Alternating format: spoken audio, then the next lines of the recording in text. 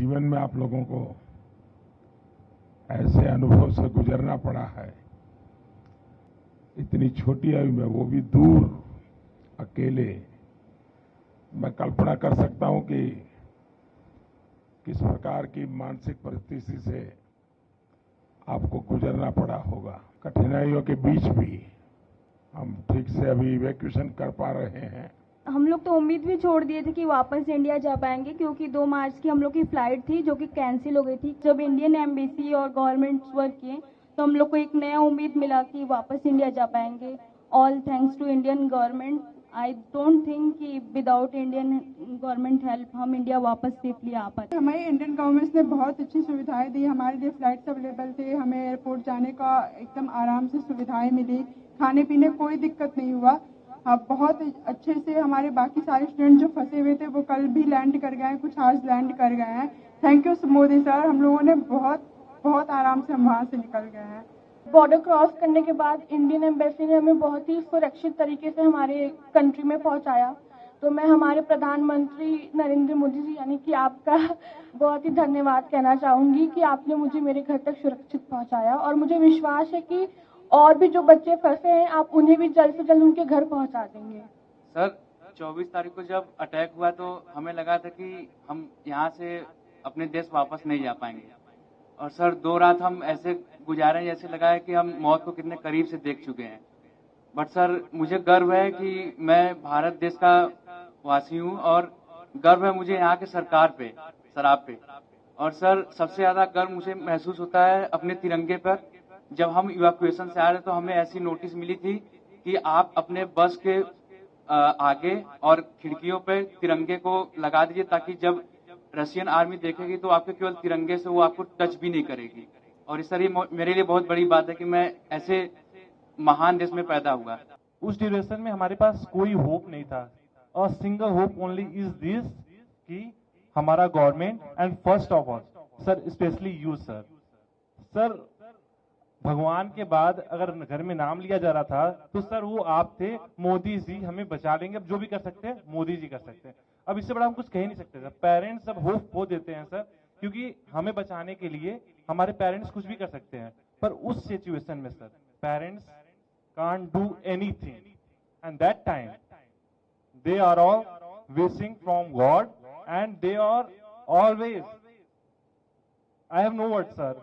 घर में 100 बार नाम सिर्फ आपका लिया जाता था कि मोदी जी कुछ कर लेंगे, वो ही कुछ कर सकते हैं, अब कोई कुछ नहीं कर सकता। First of all I would like to say that पहली बार हमने इंडियन झंडे की ताकत देखी। हम जब बस पे जाते थे तो करीब 25 चेक पोस्ट हमें मिली जहां पे हमारी चेकिंग हुई, आर्मी अंदर आई, बट उन्होंने छोड़ दिया हमें, मतलब हमारे फ्लैग को देख के छोड़ दिया। इवन जो अदर कंट्रीज के बच्चे थे, नाइजीरियन, मोरक्कन, वो सब हमारे झंडे को यूज करके वो लोग वहां से बॉर्डर क्रॉस कर रहे थे।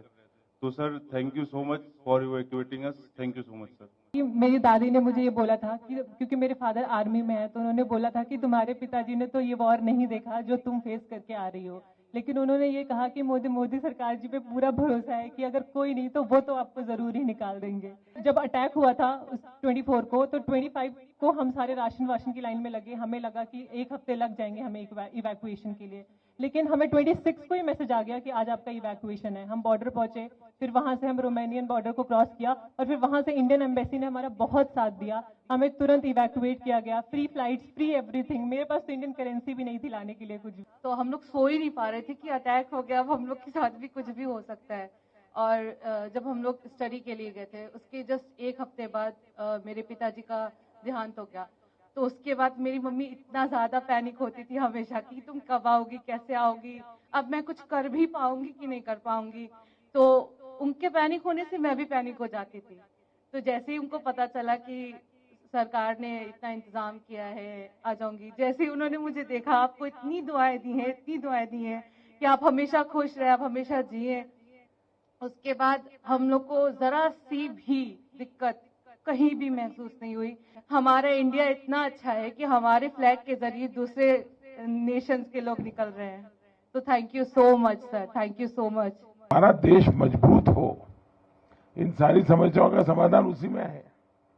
उसी प्रकार से मैं तो अभी भी मानता हूं कि हमारे देश में पहले से मेडिकल एजुकेशन की नीतियां सही होती तो आप लोगों को बाहर नहीं जाना पड़ता, नहीं जाना पड़ता।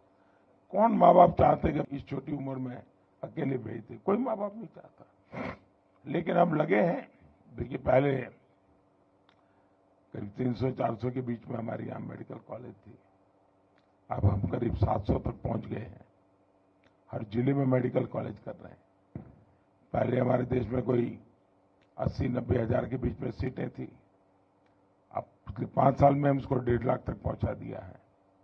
यूपी में भी नए 2100 विद्यार्थियों के लिए सीटें बनाई हैं।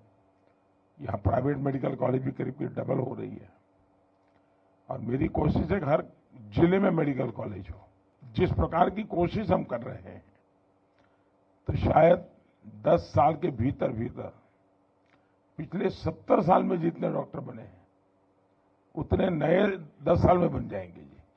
इतना बड़ा काम हो जाएगा। तो फिर बच्चों को बाहर भी नहीं जाना पड़ेगा, मजबूरियां खत्म हो जाएगी, परिवार को भी टेंशन नहीं होगा। तो मेरी ये कोशिश है। लेकिन अच्छा है, सबको ये बताइए कि भाई देश के लिए तो कुछ न कुछ करते रहना चाहिए। समाज का कर्ज कभी भूलना नहीं चाहिए। तो इस संकट के समय